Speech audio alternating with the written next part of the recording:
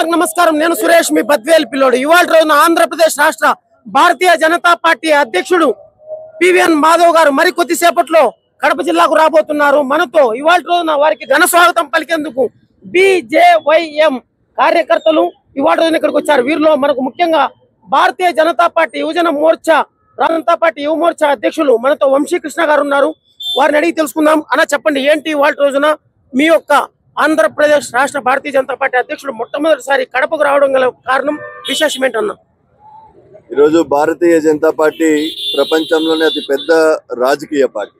ఆ రాజకీయ పార్టీలో ఇటీవలే ఆంధ్రప్రదేశ్ రాష్ట్ర రథసారథిగా ఎన్నికైనటువంటి పివిఎన్ మాధవ్ గారు ఉత్తరాంధ్ర ప్రాంతం నుంచి అధ్యక్షులుగా అయ్యారు. అయితే భారతీయ జనతా పార్టీకి రాయలసీమ పైన ఉన్నటువంటి గతంలో ఉన్నటువంటి కమిట్మెంట్ కానీ రానున్న రోజుల్లో ఈ వెనుకబడినటువంటి రాయలసీమ యొక్క అభివృద్ధిని మేమే భుజాన మోసుకుంటామన్న ఒక ఇండికేషన్ ఇవ్వడానికే ఈరోజు పివిఎన్ మాధవ్ గారు మొట్టమొదటి తన రాష్ట్ర పర్యటనని మన దేవుని గడప అయినటువంటి మన కడప నుంచే ప్రారంభం అవడం జరుగుతోంది. ఇంతే తప్ప దీనికి ఏదో రాజకీయమైనటువంటి కారణాలు లేకుంటే వైసీపీకి సంబంధించి ఆల్రెడీ అదొక చచ్చిపోయిన పాములాగా చూస్తున్నాం. దాని గురించి అయితే చాలా మంది అనుకుంటున్నారు ఏదో కడప అంటే అక్కడి నుంచి చేస్తున్నాం అని చెప్పి. అయితే ఇది కడప అనేది ఏదో వైసీపీ యొక్క ఆలోచనతోనే రాయలసీమకు మాకున్నటువంటి అభివృద్ధి పైన ఉన్నటువంటి కమిట్మెంట్ తోనే ఈ రోజు పివిఎన్ మాధవ్ గారు తన పర్యటనని కడప నుంచి ప్రారంభం చేయడం జరుగుతుంది. అంటే మరొక ప్రశ్న, గతంలో పివిఎన్ మాధవ్ గారు భారతీయ యువజన మోర్చాలో కూడా ఆయన పనిచేశారు. సుదీర్ఘమైనటువంటి అనుభవం ఆయనకు ఉంది. కానీ ఇవాళ రోజున ఆయన ఒక స్టేట్ ప్రెసిడెంట్ కాబట్టి బీజేవైఎం కి ఏ మటుకు ఆయన సహాయ సహకారం అందించబోతున్నారు?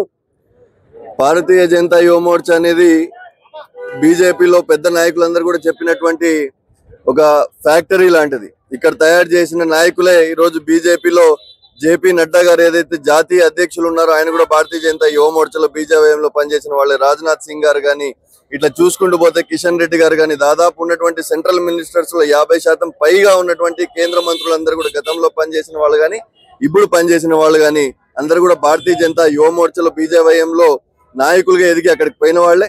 కాబట్టి అదే తరుణంలో పివిఎన్ మాధవ్ గారు కూడా జాతీయ స్థాయిలో బీజేవైఎంలో పనిచేసి ఈ రోజు భారతీయ జనతా పార్టీ రాష్ట్ర అధ్యక్షులుగా ఎన్నికయ్యారంటే వారి సహాయ సహకారాలు తప్పనిసరిగా యువతకు ఉంటాయి.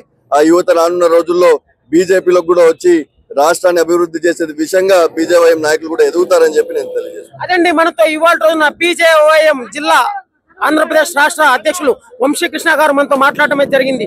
ప్రతి ఒక్కరికి ఇవాళ రోజున ఆయన మనతో చెప్పడం జరిగింది, కడప అంటే జగన్ సొత్తు కాదు, భారతీయ జనజన అధ్యక్షులు వర్యులు మొట్టమొదటిసారిగా ఇక్కడికి రావడం ఏంటంటే మన రాయలసీమ ప్రాంతం వెనుకబడిన ప్రాంతం కాబట్టి ఇక్కడి నుంచే ప్రక్షాళన మొదలు పెట్టుకుంటారా వచ్చు అనేది.